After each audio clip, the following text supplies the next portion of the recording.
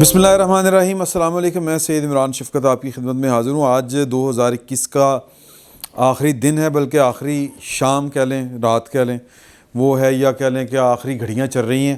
تو اس دن کی مناسبت سے یہ وہ ذہن میں آتا ہے کہ ہم ذرا بیٹھ کے بات کریں کہ یہ سال کیسا گزرا، اس سال کے بڑے واقعات کیا تھے، اس سال کی بڑی سیاسی خبر کون سی تھی، اس سال کا سب سے بڑا سیاسی حادثہ کون سا تھا، اور یہ کہ یہ جو سال جا رہا ہے اور جو سال آ رہا ہے یہ چیخوں سے شروع ہو رہا ہے اور چیخوں پہ ختم ہو رہا ہے.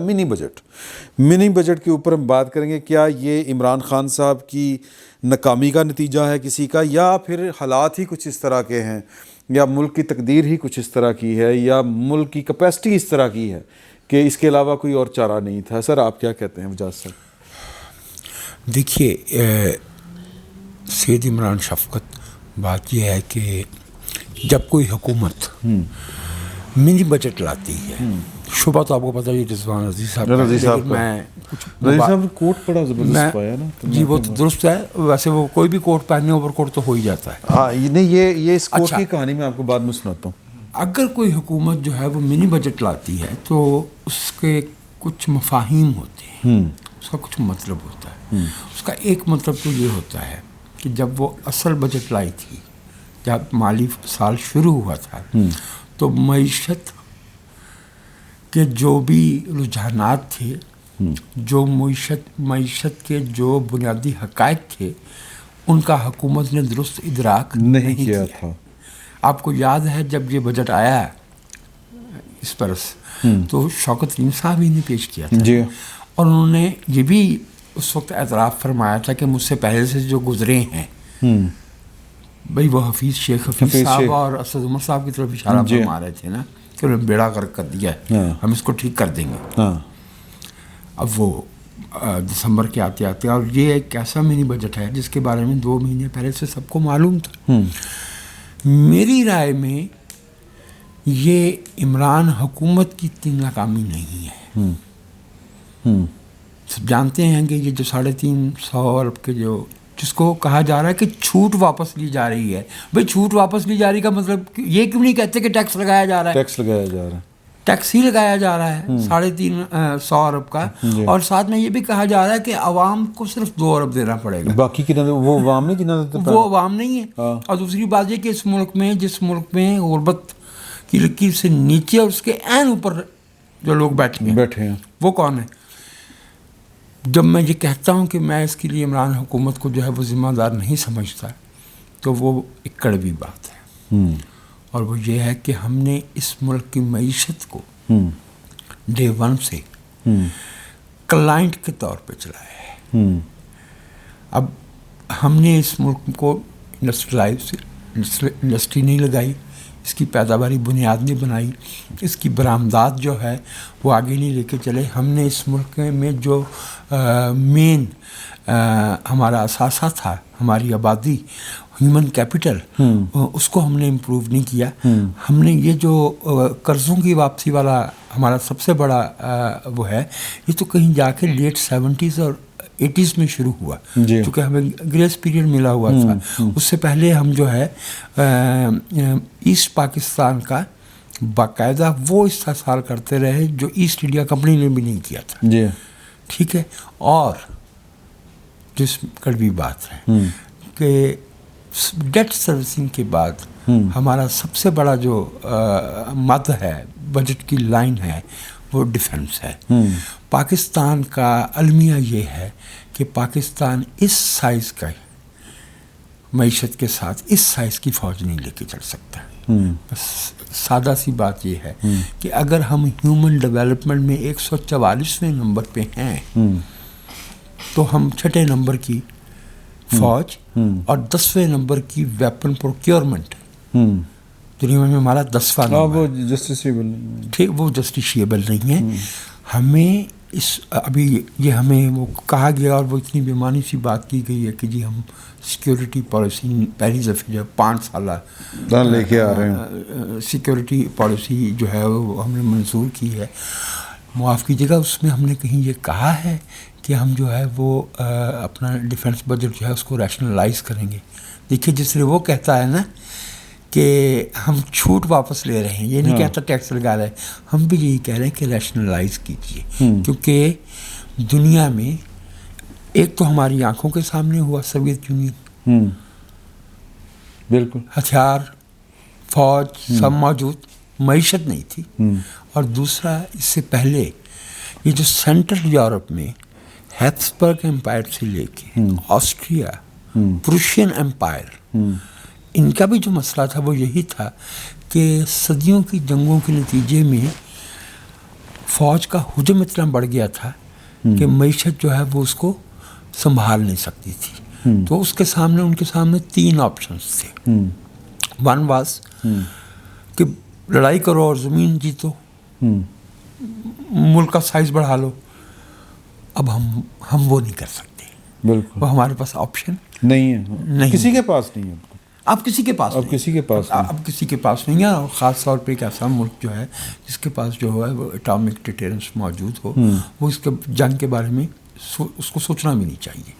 بالکل صحیح ہے. ٹھیک ہے. دوسری جو دوسری اہم بات ہے، یا تو وہ کرو یا سائز جو ہے وہ ریشنلائز کرو، اخراجات ریشنلائز کرو اس پہ، یا تیسرا یہ ہے کہ then wait for the economy not to explode but to implode. چھت بیٹھ جاتی ہے، اس ملک میں اکانومی کی چھت بیٹھ گئی ہے، اور اب unless and until ہم اب اس پہ فیصلے کریں وہ بنیادی جو کرنے کے ہیں، تو 25 برس بعد ہم جو ہے وہ شاید وہاں پہنچ پائیں. میں جب 25 برس کہتا ہوں تو اس کے 2 اسباب ہیں. ایک تو یہ ہے کہ ہماری پہلی اور آخری ترجیح اس ملک کے بچوں کی تعلیم ہونی چاہیے. ہم افورڈ نہیں کرتے کہ 2 کروڑ 30 لاکھ بچہ جو اسکول جانے کی عمر کا ہے وہ اسکول سے محروم ہے.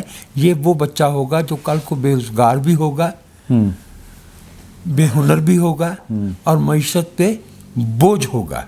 ہم افورڈ نہیں کرتے کہ دنیا کی دوسری بڑی الٹریٹ پاپولیشن 11 کروڑ کی وہ ہمارے ملک میں ہو. یہ جو لوگوں کو ہم جو تعلیم دے رہے ہوتے ہیں، یہ سب سے بڑا کارخانہ ہے. بالکل صحیح بات ہے، یہ سب سے بڑا کارخانہ میرے خیال میں. یہ میں نے جو باتیں کہی تھیں بالکل انہیں گڈ اسپرٹ ہی میں، ہاں ظاہر ہے وہ تو، ٹھیک ہے، کیونکہ دیکھیے ہم نہیں کہیں گے نا تو دنیا کہے گی. دنیا تو بہت کچھ کہہ رہی ہے سر، دنیا تو بہت کچھ کہہ رہی ہے. لیکن مسئلہ یہ ہے رضی صاحب کہ پہلے تو یہ میں کوٹ کی آپ کو میں سر کہانی دس دیں نہیں یار نہیں ایک کی سعادت مندی. ہاں دیکھیں نا سر جی، یہ جو کوٹ ہے نا، یہ رضی صاحب کا بیٹا ان کے لیے آسٹریلیا سے لے کے ہنگری سے لے کے آیا، اور اپنی کمائی سے لے کے آیا. پڑھنے گیا ہوا ہے، چھٹیاں تھیں، اس نے جناب وہاں پر کام کیا، اور آتے ہوئے ابا جی کے لیے یہ اوور کوٹ اور جیکٹ دونوں یہ 2 in 1 ہے سر، ہے نہیں، وہ لے کے ہیں. تو سر یہ نشہ ہی ہو رہا ہے سر، ہے نا. تو سر تسی یہ دسو کہ تسی اپنی اکانومی تے ٹھیک کر لی ہے، ملک دی اکانومی دا کی کرنا؟ ساری اکانومی، ہماری اکانومی بھی ملک کے ساتھ جڑی ہوئی ہے. دیکھیے 3 باتیں ہوئی ہیں، 3 دفعہ ہوئی ہیں. پہلے تو یہ ہے کہ IMF جو ہے اس کے ساتھ جو بھی کمٹمنٹ کرتی ہے سرکار، وہ کوئی حتمی نہیں ہوتی. ٹھیک ہے، میں نے رپورٹنگ کر رکھی ہے اس کی. 97 کے اندر اسحاق ڈار نے IMF کو کہا تھا کہ بینظیر بھٹو صاحبہ نے جو آپ کے ساتھ کمٹمنٹ کی تھی ہمارے لیے وہ قابل قبول نہیں ہے، اس کو ری نیگوشیٹ کریں، اور ہی واکڈ آؤٹ. باقاعدہ ایک یہ تو آپ نے وہ بات کہی نا جو آپ نے رپورٹ کی. ہاں، ایتھے ایک یہاں پر ایک بات چل رہی ہے جی، یہ اسٹیٹ کی ہوتی ہے جی، وہ کیا ہوتی ہے، ساورن گارنٹیز. اس مطلب وہ اپنی جگہ پہ وہ نیگوسیشن سے واک آؤٹ کر گئے. اوکے. اور اس کے بعد IMF کے جو اس کے ٹیکنیکل وہ جو ہوتے ہیں نیگوشیٹر کی ٹیم ہوتی ہے، اس کو ایک خاص ٹرم بولی جاتی ہے، انہوں نے دوبارہ انوائٹ کیا ان کو کہ جناب پھر آگے بات کر لیں. پھر بات ہوئی اور پھر وہ معاملات درمیانی کو راہ نکلی. اچھا، اس کے بعد مشرف صاحب آئے. مشرف صاحب کے وزیر خزانہ نے جا کے ایکسٹینڈڈ فیسلٹی لی کہ جناب جو اسحاق ڈار صاحب کر گئے تھے وہ کنٹینیو کر لیتے ہیں، رائٹ. اور جب وہی مشرف کے وزیر خزانہ وزیر اعظم بنے تو انہوں نے IMF سے کہا سوری، اوکے، ہم آپ کے ساتھ نہیں چل سکتے. ان دونوں کیسز کے اندر ملک کو کوئی نقصان ہوا ہو تو مجھے بتائیے گا. اور تیسرا جب اسحاق ڈار صاحب دوبارہ آئے 2004 میں, پھر انہوں نے IMF کو کہا کہ 2013 میں کہ فائنانس گال نہیں چلنی, ٹھیک ہے. تو انہوں نے کہا کہ ٹھیک ہے بیٹھ کے بات کر لیتے ہیں. دوبارہ بات ہوئی, وہ سارا پروگرام مکمل کیا گیا, پاکستان IMF کے پروگرام کو مکمل کر کے باہر نکل آیا کامیابی کے ساتھ, رائٹ. تو وہ جو لوگ کہتے ہیں کہ جناب ان کے پاس تو آپشن ہی کوئی نہیں ہے, وہ تو کمٹمنٹ ہی ایسی کر لی گئی ہیں تو وہ تو پورا کرنا ہے ہمارا, تو میں نے کہا میں یہ عرض کر دوں کہ وہ کوئی صحیفہ نہیں ہے کہ یہ آپ نے 360 ارب روپے کا ٹیکس لگانا ہی لگانا ہے اور 350 ارب روپے کی ایگزمپشنز واپس لینی ہی لینی ہے.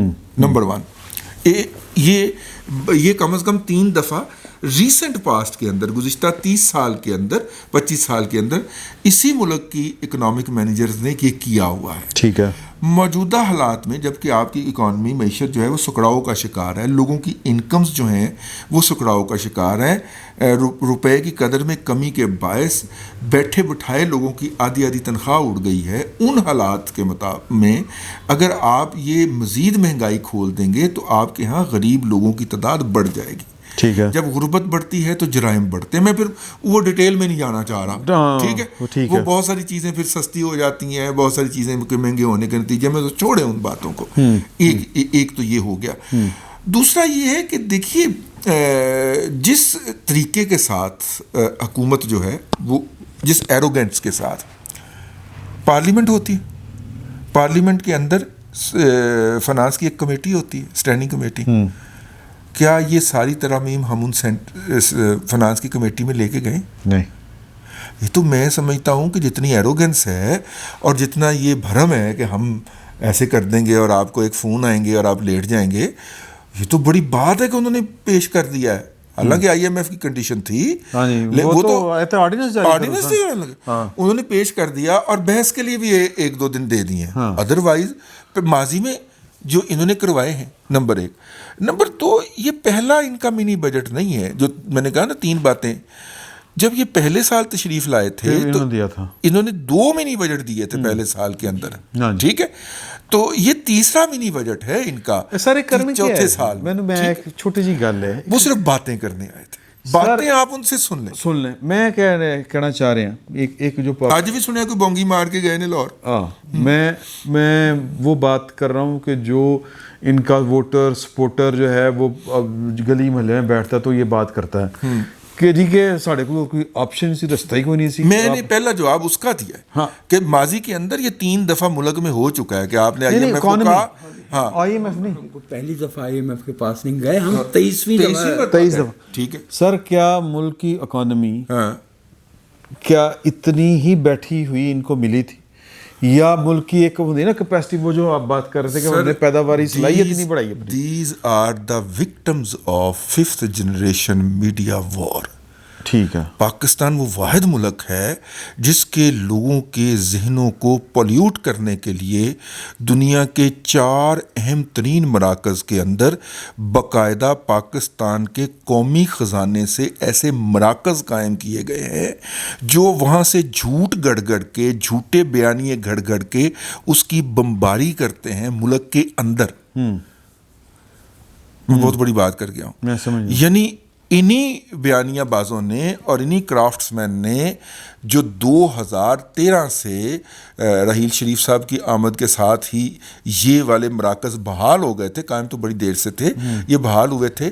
یعنی لوگوں کا دفاع ہوتا ہے کہ وہ ملک کے اندر ہوتے ہیں اور ملک سے باہر سے آنے والے بیانیوں, بمبوں, میزائلوں سے قوم کو, ملک کو تحفظ فراہم کرتے ہیں. ہمارے ہاں یہ 5ویں پشت کی دوغلی ابلاغی جنگ اس طرح لڑی جا رہی ہے کہ پہلے ملک کے جغرافیائی حدود سے باہر مورچے بنائے گئے اور ان مورچوں سے ملک کے اندر بمباری ہوتی ہے. یہ جو لوگ یہ باتیں کرتے ہیں نا جو آپ نے کہی ہیں, یہ بیچارے اس کے وکٹم ہیں. یہ قابل رحم لوگ ہیں. ان کے ساتھ غصہ نہیں کرنا, نہ ان کے ساتھ مکالمہ کرنا ہے, ان کے اوپر رحم کھانا ہے. اچھا ایک اور, میں اگر آپ اجازت دیں, میں امداد سمرو صاحب آپ مجھے یہ بتائیں کہ ایک تھیوری, مطلب پاکستان کے اعلیٰ ترین جو کہہ لیں کہ آفیسز ہیں وہاں پر جو لوگ بیٹھے ہوئے ہیں, جو عوامی آفیسز میں ان کی بات کروں، وہ بیٹھ کے سوچ رہے ہیں کہ یار یہ ہمارا تو حال اٹبن امپائر والا ہونے جا رہا ہے. ان کو فوج کھٹکتی تھی ان کی، اور وہ ایک انٹرنیشنل یہ جو بل ہو رہا ہے نا پاس ہے والا اسٹیٹ بینک والا، کہ اسٹیٹ ایک ساورن اسٹیٹ کا اسٹیٹ بینک اب اس کا اسٹیٹ بینک نہیں رہے گا، بلکہ ایک عالمی ساہوکار کا ایک کہہ لیں کہ وہ ایک ادارہ بن جائے گا، یا اس کو جواب دہ ہو جائے گا ڈائریکٹلی. تو وہ کہتے ہیں کہ پاکستان کے جو نیوکلیئر آرسنلز ہیں بیسیکلی وہ ہے کہ ٹارگیٹ ہے کہ یار کسی طریقے نہیں یار اے بھی پھڑ لو سن نہیں چاہیے، یا انہوں نے یہ بھی ڈکلیئر کر دیں کہ یار یہ تو انے کو فارغ ہو چکے ہیں کہ یہ ٹیکنالوجی ویچ کے تے اپنا گزارا پورا کرنا شروع کر نیوکلیئر. سمر بھائی تو اس پہ بات کریں گے. یہ بتائیے کہ پاکستان دنیا میں 7ویں ایٹمی قوت ہے نا جی، 7ویں نمبر پہ آتا ہے نا. باقی 6 کے پاس بھی نیوکلیئر ہتھیار ہیں اور بہت بڑی تعداد میں ہیں. تو ان کو کوئی کیوں نہیں کہتا؟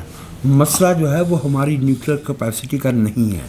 ہمارا ایک ہمسایہ ملک کے ساتھ مخاصمت کی ہسٹری ہے. ہم نے 4 جنگیں لڑی ہیں ان کے ساتھ، اور ہمارے پاس جواز ہے نیوکلیئر کیپیسٹی کا. بالکل ٹھیک. جو جس وجہ سے ہمارے ایٹمی اثاثوں پہ آنکھ پڑتی ہے، ایک تو وہ ہے جو بھائی رضی نے کہا ہے کہ لوگوں کو یہ سکھایا جاتا ہے کہ جناب یہ آپ کے نا ایٹمی اثاثے مانگ رہے ہیں. یہ جناب معاف کیجیے گا، جب یہ ایٹمی اثاثے بن رہے تھے تو عین امریکہ کی ناک کے نیچے بن رہے تھے اور ضیاء الحق بنا رہا تھا، اور کچھ چھپی ہوئی بات بھی نہیں. اور اس کا صدر ہر سال سرٹیفکیٹ جاری کرتا تھا. لہٰذا یہ بھی جو ہے نا یہ آپ رد کرتے ہیں. میں اس کو رد کرتا ہوں. ایک جس وجہ سے ہمارا ملک جو ہے اسے ہم پنجابی میں کہتے ہیں اک تن کراس ہیئر میں آتا ہے نا، وہ ہے ہماری بطور ایک ریاست کے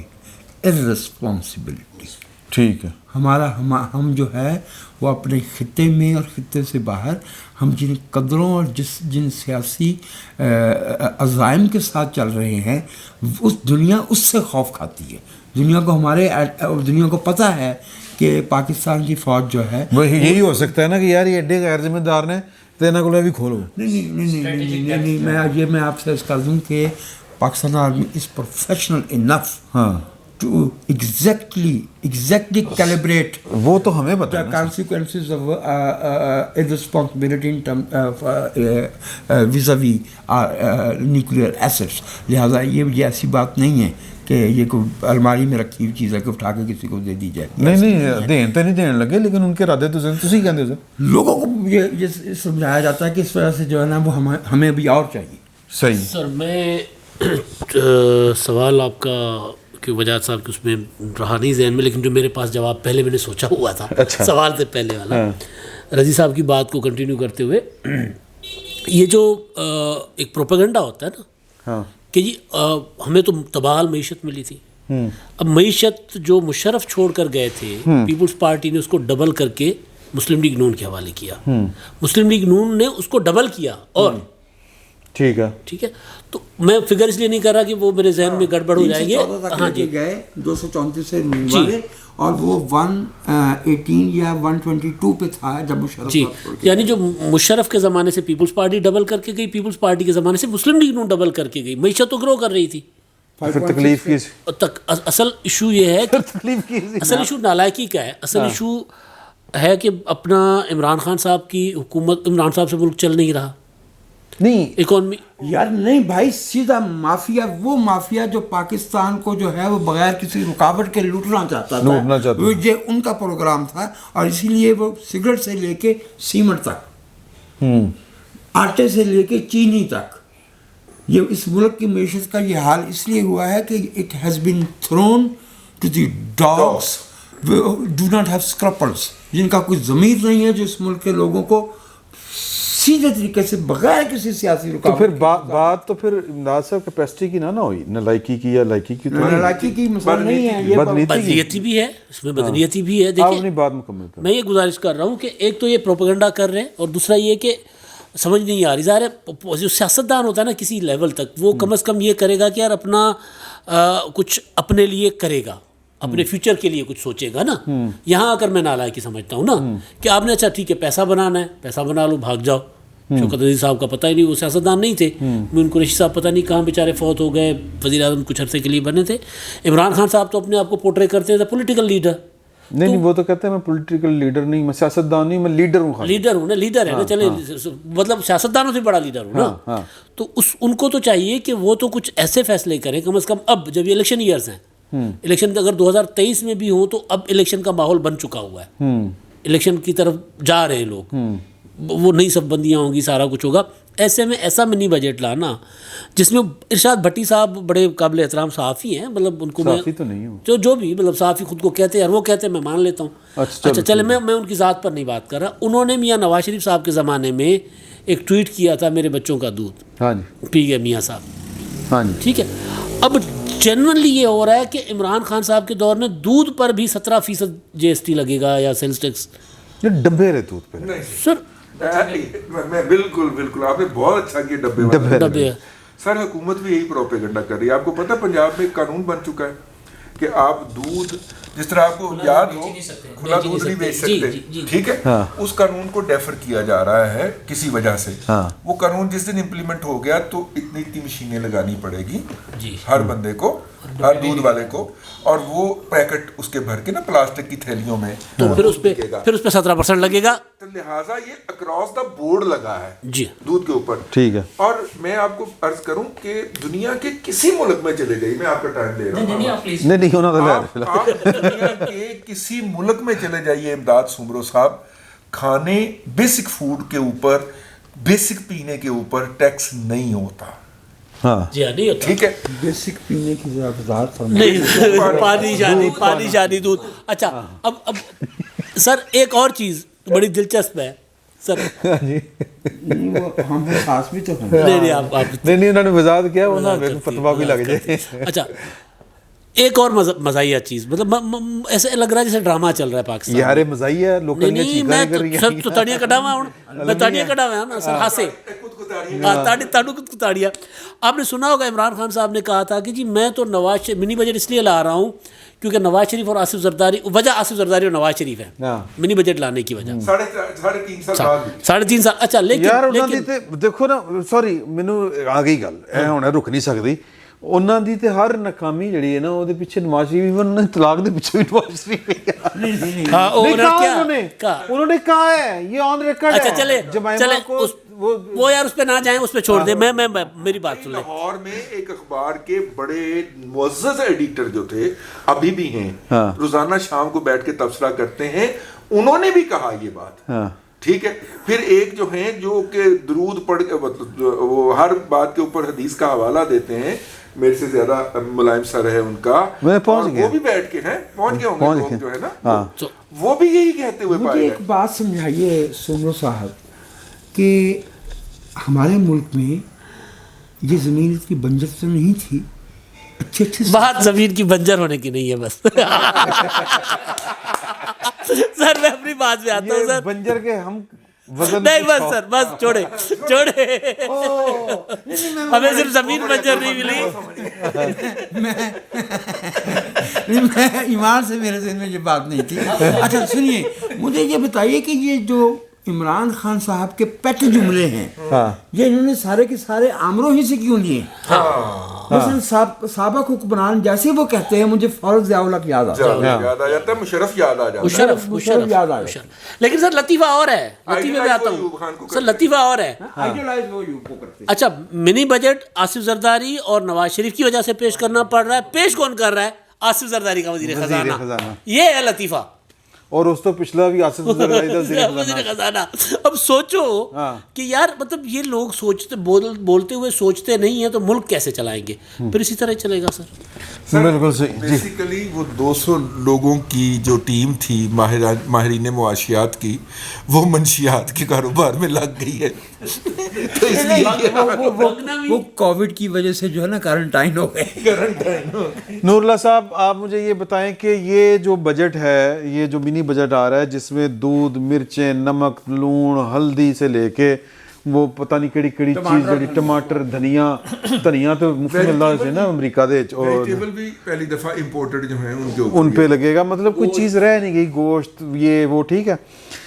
دو خوبصورت جملہ کہ جی یہ صرف 2 ارب روپے ہیں جو لوگوں کے پڑیں گے, باقی پتہ نہیں کنہاں دے پڑیں گے. اوکے, اب مجھے یہ بتائیں کہ لوگ یہ مطلب آرام سے ابزارو کر لیں گے اتنی سب کچھ؟ اوکے ٹھیک ہے, ویری گڈ.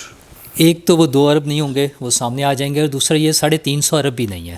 ہاں, ساتھ ہی 200 ارب روپے کے جو ترقیاتی بجٹ تھے وہ بھی ختم کر دیے گئے ہیں. ہاں جی, جو عوام کو فائدہ پہنچنا تھا مختلف وہ اس میں ذریعوں سے, ہاں وہ سارے وہ کٹ گئے ہیں. اور پھر بھی یہ 600 ارب سے ان کا کام نہیں چلے گا. جن کے لیے یہ نکالے جا رہے ہیں, جن کے لیے بندوبست ہو رہا ہے, ان کا 600 ارب سے کام نہیں چلے گا. اور یہ سارا ہم نے ہی بھگتنا ہے. ان کے وزراء نے تو ٹی وی پر بیٹھ کے کہہ دیا کہ صرف یہ امپورٹڈ گاڑیوں پہ لگے گا, بڑی بڑی چیزوں پہ لگے گا, عام آدمی پہ نہیں لگے گا. تو ان کے خیال میں عام آدمی صبر کا پھل کھایا کرے, تو وہ جو صبر کا پھل کھائے گا اس پہ تو کوئی نہیں لگتا. یعنی ہوائی چیزیں کھائے. امیر آدمی جب یہ لگائے گا تو امیر آدمی نکالے گا کدھر سے؟ وہ ہم سے لے گا, وہ عام آدمی سے لے گا. ٹھیک ہے نا. اچھا, تو حکومت کا یہ مسئلہ نہیں نا. دیکھیں کچھ لوگوں نے سوچا کہ ان کا ایک انوکھا لاڈلا ہے, وہ کھیلن کو چاند مانگ رہا ہے. تو انہوں نے کیا ہے نا کہ یہ عمران خان کی ناکامی نہیں ہے, تو اس کو چاند وہ انوکھا لاڈلا اسی لیے چاہیے تھا تاکہ براہ راست جو ہے یہ کیا جا سکے. اس کے چاند کے چکر میں ہمیں تارے دکھا دیے ہیں انہوں نے. ہائے ہائے سبحان اللہ. تو وہ اب ہم بھگتیں گے, ٹھیک ہے. مسئلہ یہ ہے, انہیں تو اس سے غرضی کوئی نہیں. اور خان صاحب نے تو ٹی وی پر ایک انٹرویو میں کہا تھا, جب ان سے سوال پوچھا گیا کہ لوگ حالات خراب ہونے سے خودکشیاں کر رہے ہیں, تو انہوں نے کہا تو میں کیا کروں, میں کیا کر سکوں. ٹھیک ہے.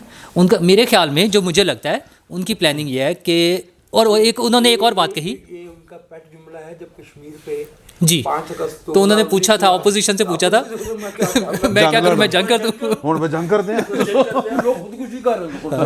اچھا, ویسے میرا خیال یہ ہے کہ انہوں نے سوچا ہوا ہے اس ملک کے مسائل کا حل, کیونکہ انہوں نے ایک اور انٹرویو میں کہا تھا کہ 22 کروڑ لوگوں کا ملک کون چلا سکتا ہے, مطلب نہیں چلایا جا سکتا نا. تو اس کا سلوشن کیا, پھر وہ 22 کروڑ سے کم کر لیے جائیں. تو کم کرنے کا بھی پھر مختلف طریقے ہیں. ایک تو طریقہ یہ ہے کہ جنگ ہو جائے, تو جنگ میں تو جو خواص ہیں, جو ہو ہیں ہمارے, جو مالکان ہیں, ان کی بھی جان کو خطرہ ہو سکتا ہے. تو پھر آسان طریقہ یہ ہے کہ کوئی خانہ جنگی کرا دی جائے, جس کے لیے تمام بندوبست ہو رہا ہے. یہ جو ہو رہا ہے, پھر بے روزگاری بڑھے گی, جرائم بڑھیں گے, کرائم بڑھیں گے, پھر دوسرے گروپس آتے جائیں گے. اور ابھی آپ دیکھیے گا اس میں, جو کہ آپ شاید بعد میں اس پہ بات کر لیں, جو ابھی آپ نے شروع میں ذکر کیا ہے, حکومت نے ایک جو امید دلائی تھی اس پارٹی نے لوگوں کو کہ کوئی تبدیلی آتی ہے, سیاسی جماعت کچھ کر سکتی ہے, لوگوں کی وہ امیدیں ختم کی جا رہی ہیں سیاسی جماعتوں سے, سیاسی لیڈرشپ سے. اور اس میں بڑا قصور ان کے ساتھ ساتھ اپوزیشن کا بھی ہے کہ اس کی وجہ سے آپ یہ جو میں گل کرنے لگا, میں سوال بھی کر لینا دے, پھر میرا سوال رہے نا تہاڈے کول ہی کر رہے ہیں. سوال ہے, یہ بجٹ پاس ہو جائے گا؟ ہاں اس کو کون روکے گا, ٹھیک ہے, اس کو کون روکے گا. اور اس کا وہ کر لیجیے گا, ہاں اس کو سب لوگ ووٹ دیں گے. اور یہ جو ہم اکثر ذکر کرتے ہیں نا, تاریخ کا جبر ہے, تاریخ کا جبر موجودہ دور کا جبر ہے کہ ہماری اپوزیشن جماعتیں اس خوشی کے ساتھ اس خوشی کا اظہار فرماتی ہیں کہ اس سے عمران خان کو گالیاں پڑیں گی. او بھائی, عمران کو تو گالیاں پڑیں گی. جو مصیبت, جو قیامت ہم پر ٹوٹ رہی ہے, اس کے بارے میں کیوں نہیں سوچتی وہ سیاسی جماعتیں. مجھے یہ بتائیں, کیا اس کو روکا جا سکتا ہے؟ میرا سوال جی روکا جا سکتا ہے, روکا جا سکتا ہے. جو ان ہاؤس تبدیلی کا بات ذکر ہوتا ہے وہ کر لی جائے. اور جیسے ابھی رضی صاحب نے بتایا کہ پھر نیگوسیشن میں جایا جا سکتا ہے. اوکے جی, تو یہ بالکل ممکن ہے. اپوزیشن جماعتیں اگین وجاہت صاحب والی بات, جن کے لیے یہ ہو رہا ہے, اپوزیشن جماعتیں ان کے ساتھ مل کر ہمارا بیڑا گر, اس کو صرف مزہ چکھانے کے لیے یا ان کے خیال میں اس کو گالیاں پڑ سکتی ہیں, وہ سب اسی کے تابع دار ہیں جس کا یہ تابع دار ہے. اور ان کے چکر میں گالی کی اس ملک میں 2 قسمیں ہیں. ایک گالی وہ ہے جو سڑک پہ غریب آدمی جو ہے جب نہیں کوئی چیز افورڈ کر پاتا تو وہ دیتا ہے. ایک گالی بڑی خاص ہے, وہ فون پہ سنائی دیتی ہے. اپوزیشن جماعتیں صرف اس وجہ سے نہیں کہ عمران خان صاحب کو گالی پڑے گی, وہ اس گالی سے بھی ڈرتی ہیں جو فون پہ پڑتی ہے. بالکل, اس گالی سے بھی ڈرتی, اس گالی تو اس کا حل تھا نا کہ اس کا حل وہی ہے نا کہ اپوزیشن جماعتیں جو کوشش تھی کافی دیر سے ہم سن رہے ہیں جس میں امکانات بھی نظر آ رہے تھے اگر اپوزیشن جماعتیں چاہیں تو، لیکن شاید ان کی کوئی مصلحتیں ہیں، کچھ لوگوں کی ڈیلز ہیں، میں بھی کچھ لوگوں کے بعد میں معاہدے بھی نکل آئیں، ان کے وجہ سے اس عوام پر ایک بات عمران شفقت صاحب میں تمام احباب سے پوچھنا چاہ رہا ہوں، مجھے سمجھ نہیں آ رہی کہ چلیں ہم آپ یہ سومرو صاحب اور نور اللہ صاحب جو ہیں اس پہ ماتم کریں کہ ہم راندہ درگاہ لوگ ہیں، ہماری مین سٹریم میڈیا کے اندر جگہ نہیں چھوڑی گئی تو ہم یہاں پہ بیٹھ کے یہ کر رہے ہیں، جو باقاعدہ سرکار کے سرپرستوں کے پیڈ یافتہ اینکرز حضرات ہیں، انہیں بھی کل میں نے جب اس بجٹ کے اوپر ماتم کرتے ہوئے دیکھا ہے تو میری وہ دماغ کے اندر نا گراریاں آپس میں کڑکڑ کرنا شروع ہو گئیں کہ چلیں یار ہم تو تنقید کر رہے ہیں اس کے اوپر، تو یہ تو خاص جگہ سے فون آنے کے بعد یہ بولتے ہیں نا یا ان کا بیانیہ بنتا ہے، ہو سکتا ہے تو فون آ ہی نہ رہے ہوں، نہیں یا ہو سکتا ہے اس طرف کے فون آ گئے ہوں، کیونکہ کیوں میرے خدشے کی بنیاد سن لیجئے، وہ یہ ہے کہ وہ آئی ایم ایف والوں نے کہا ہے کہ یہ جو جس بجٹ کا ذکر کیا تھا انہوں نے اوپننگ کے اندر، اس کے ایک تو اکاؤنٹ لائیں سارے اسٹیٹ بینک کے اندر، ہاں جی ٹھیک ہے، اور ان کے ساتھ ساتھ جو آپ دلیا بناتے ہیں، سیمنٹ بناتے ہیں، کھاد بناتے ہیں، ان کے بھی اکاؤنٹ ذرا سارے لے آؤ، ٹھیک ہے، اور لا کے ہمیں قومی خزانے میں جمع قومی خزانے میں جمع ہوں، اور صرف ہم نے دیکھنا ہے کہ آپ کرتے کیا ہے، رائٹ؟ تو اس کی بنیاد کے اوپر یار یہ ان کو کہتے ہیں دکھدیاں رگاں، انہوں نے اتنے نہیں چھیڑخانی کری تھی، اور یہ وہ را نہیں ہے جو انڈیا والوں کی ہے، ریسرچ اینڈ انالیسز ہاں وہ نہیں ہے۔ تے سر ایک یہ کہا جا رہا ہے کہ جی کہ اے بجٹ تے پاس ہونا ہی ہونا ہے کیونکہ آئی ایم ایف سے پیسے لینے ہی لینے نے، ورنہ تو اسٹیٹ نہیں چلتی، ورنہ تو خزانہ نہیں ہے، تنخواہیں نہیں ہے، اس کے باوجود نہیں چلے گی کیونکہ یہ تو روز کا کام ہے۔ وہ کہندے نے اے نہیں کرے گا تو پھر اگلے آگے اگلے نو کرنے پڑیں گے، تو وہ کہندے نے کہ پھر یہی کر جائے، جو اس کے بعد پھر عمران خان نہیں آنا ہے، نہیں تو پھر اگلا کر لے گا، پھر اگلا والا بھی جو ہے وہ یہی کرے گا۔ دیکھیے جب آپ سود ادا کرنے کے لیے قرض لے رہے ہیں، اس کو ایکسپونینشلی جو ہے نا اس کا والیوم بڑھ رہا ہے قرض کا، یہ ایک 7-8 برس کے بچے کو بھی یہ بات سمجھ آ سکتی ہے کہ اگر مجھے پچھلے قرض کا سود ادا کرنے کے لیے قرض لینا پڑ رہا ہے تو پھر میرا ملک ترقی نہیں کرے گا، صرف میرے ملک کا قرضہ ترقی کرے گا۔ اور آپ اتنا بڑے کرمنل ہیں اس وقت، میں جی مطلب پاکستان کی فائنانشل مینیجر، اور میں نام لے دیتا ہوں رضا باکر نہیں، واحد مجرم ہے اس وقت، رضا باکر اتنا بڑا کرمنل ہے، اور میں آن ریکارڈ کہہ رہا ہوں کہ وہ انٹرنیشنل مارکیٹ میں سے 3 اور 4% والے لون چھوڑ کے روشن ڈیجیٹل اکاؤنٹ کے ذریعے 11% ایبسولوٹ ڈالر ٹرم کے اندر لون اٹھا رہا ہے، اور کہہ رہا ہے کہ اس پہ آپ خوشی منائیں کہ میں $4% والا لون چھوڑ کے جو ہمیں مہنگا ترین تاریخ کے اندر لون ملا وہ ڈالر میں وہ 4% والا ملا، وہ لون چھوڑ کے 11% پہ لون اٹھا رہا ہے روشن ڈیجیٹل نام کے اوپر۔ رضا باکر صاحب یہ بالکل غلط کہہ رہے ہیں، رضا باکر کا کوئی قصور نہیں ہے، جس نے رضا باکر کو لگایا ہے، جو رضا باکر کو لے کر آیا ہے، اور وہ جو بزنس کو سمجھتے ہیں وہ سر انہیں نہیں پتا کہ وہ کیا کر رہا ہے۔ اگر جو بات رضوان رشید صاحب کو سمجھ آ رہی ہے، رکو یار کہڑے چکراں وچ پے گئے یار، خدا دا خوف کرو یار۔ اے اودی گل تے نہیں کہہ رہے جن نے رضا باکر کو کہا تھا کہ بیگ باندھو اور چلو، یہ آپ اس کی بات تو نہیں کر رہے؟ نواز شریف بڑا غلط آدمی ہے یار، نواز شریف نے ہاں میں سر دیکھو میری گل سنیں، خطرناک گلاں کرتے نہیں یار۔ بات یہ ہے کہ رضا باکر صاحب آپ کے اوپر جو رضی صاحب نے بہتان لگایا ہے، جو تہمت لگائی ہے، ہاں وہ اگر آپ اس کا جواب دینا چاہیں تو یہ بیٹھک کا فورم آپ کے لیے حاضر ہے، نہیں تو پھر بھگتو۔ دوسری گل یہ کہ ہم واپس آ کے بات اس پر کریں گے، اس سیشن کو یہیں پہ کلوز کرتے ہیں اس سوال کے ساتھ کہ اس سال یہ جو گزرا ہے، اس سال حکومت ناکام ہوئی ہے یا اپوزیشن؟ فی الوقت اتنا ہی، بہت بہت شکریہ آپ کا۔